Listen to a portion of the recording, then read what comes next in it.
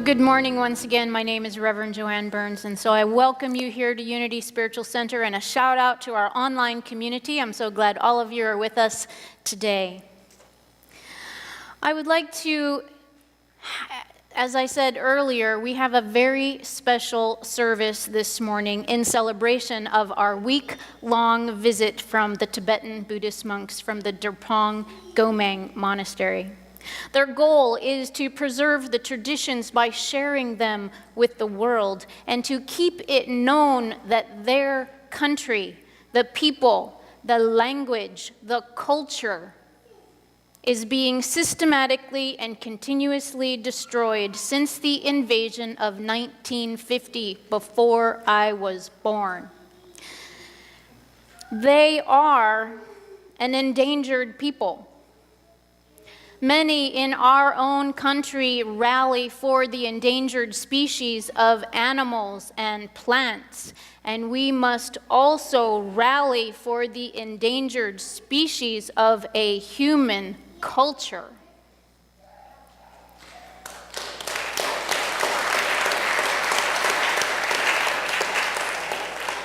Our friends here have shared their sacred art tours, including their culture and their rituals of chant and meditation, and to share their traditions and the beauty of who they are in the world.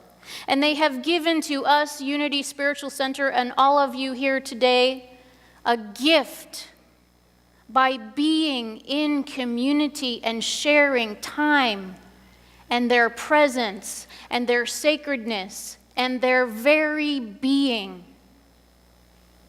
Each of us here have been touched in some way. Unity Spiritual Center has been blessed in so many ways by their presence, their consciousness, the beauty of who they are, and their practices. Oh my God, have you looked at this mandala up close? And we walk away filled with not just the spiritual experience of their presence with us, but with a joy, being filled with friendship of people whose home is across the planet. I, for one, am feeling so very blessed by this week. So this month, we have been focusing on both the teachings of Jesus and the teachings of Buddha. And both of these masters teach about coming into the world in a new way of seeing, in a new way of being, how to show up in your daily life, in relation to ourselves, in relation to one another, in relation to the world.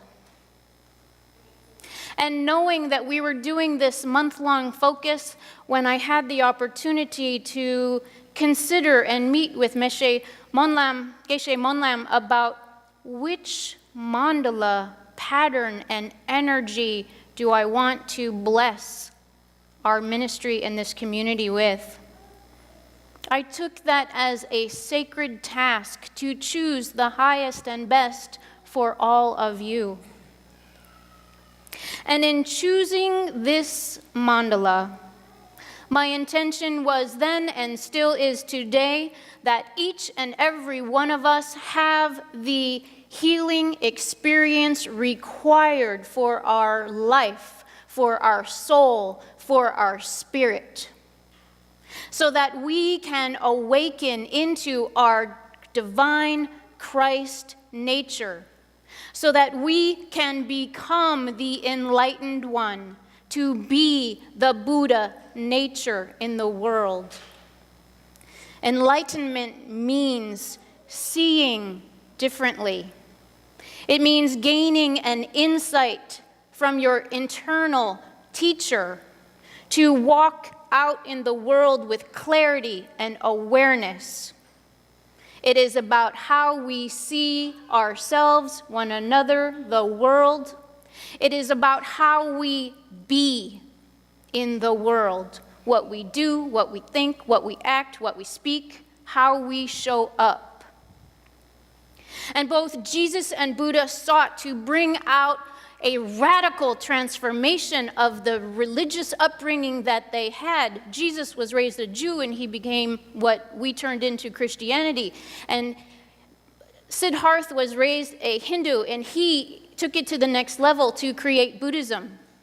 They each radically changed the world as they knew it.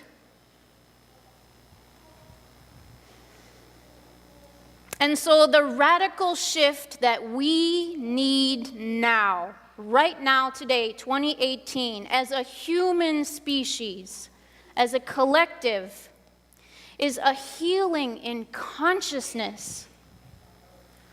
A mental consciousness, an emotional consciousness, a physical consciousness, a spiritual consciousness.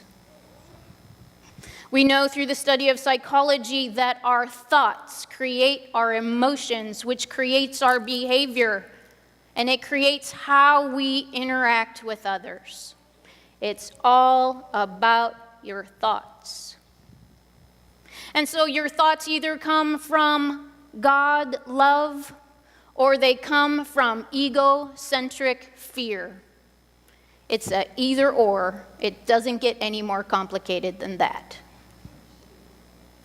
And so when we had a question and answer session earlier this week, and Geshe Monlam was asked by someone in our audience, from the Tibetan perspective, what do they see? What is the perception of the United States of America from his perception?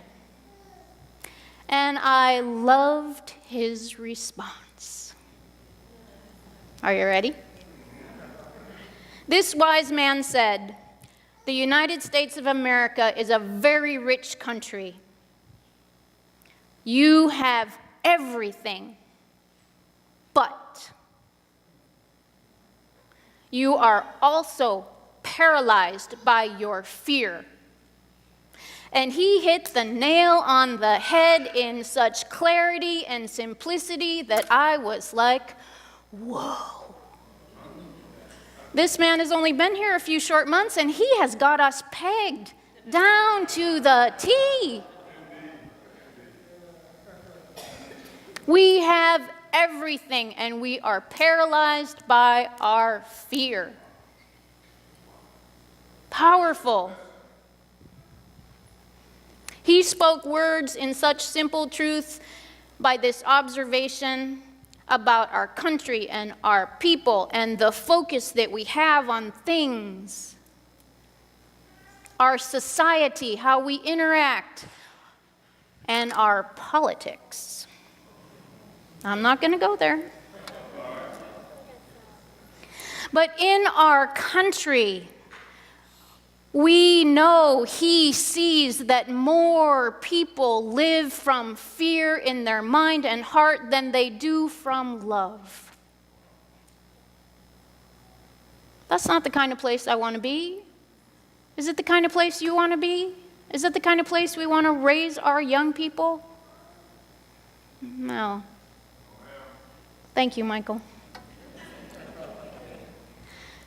So my goal, my vision, my challenge for each and every one of you and every single person that you know is to examine. Take the time to think about your life and your words and your actions, and I want you to examine, where do you come from? Not just once a day. I want you to do it every hour. The clock strikes the top of the hour. I want you to turn within and look. Am I living from love? Am I living from fear? Am I afraid to interact with someone that I don't really know? Am I even terrified to interact with someone I do know? That is not why we're here. The golden rule is to be and treat others as we want to be treated. We all want and need love. It's that simple. Do we all want and need fear? Go ahead, say yeah. I dare you. I didn't think so. And so I want you to take the time to think and examine where it is you as a human being on the planet at this time in our history, where do you come from?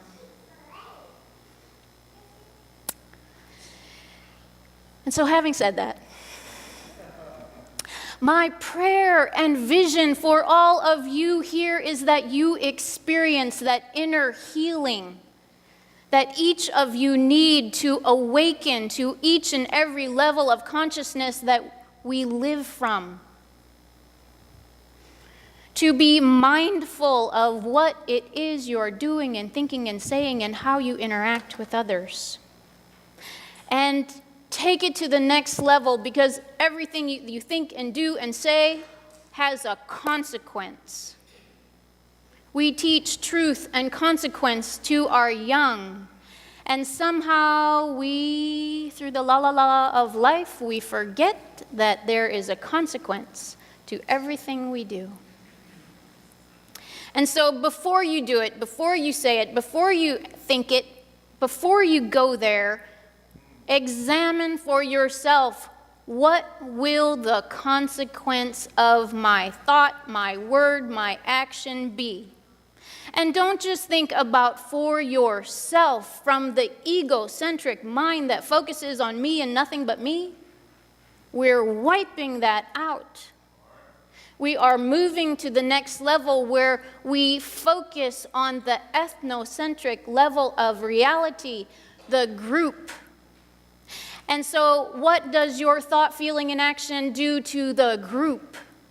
It could be your small family group, it could be your work group, it could be your spiritual community and culture, it could be your nation, it could be the world. Oh, that's step 3. I don't want to get ahead of myself.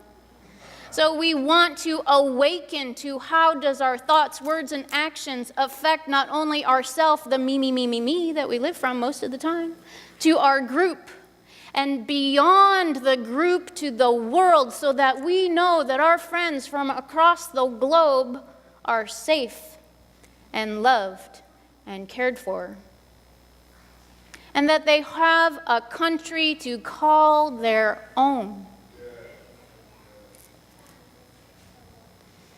And so we in the United States of America must move away from our fear and stop thinking small and remember that the whole planet is alive with life, with sentient beings, people that you like, people that you may not like, but they are life, they are God energy just like you. And they could come in a different kind of package. They might not have 2 legs and 2 hands. They could have 4 paws and be furry or feathered or finned. It doesn't matter. It is God life. And so we want to be mindful of sentient life everywhere present. Unity principle number 1, there's only one power and one presence, God the good, everywhere present. It's God life. Quantum physics as we know it to be. Well, I got off on a little tangent and I don't know where I am. But you know what I'm thinking. We each can have the awakened consciousness if we will do our healing work. I have my healing work, God knows. I don't want to point fingers, but my gut tells me you have some healing work to do. You're still on the planet. You've not ascended. So must be, that's the theory I use for myself. I'm still on the planet, I'm not ascended, I must have healing work to do.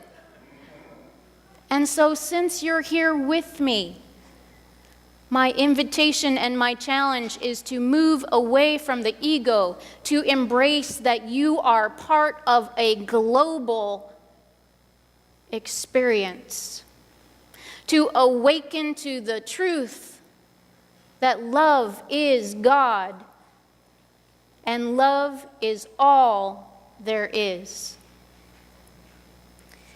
And so, as you have an awakened experience, you will get another level of healing to do.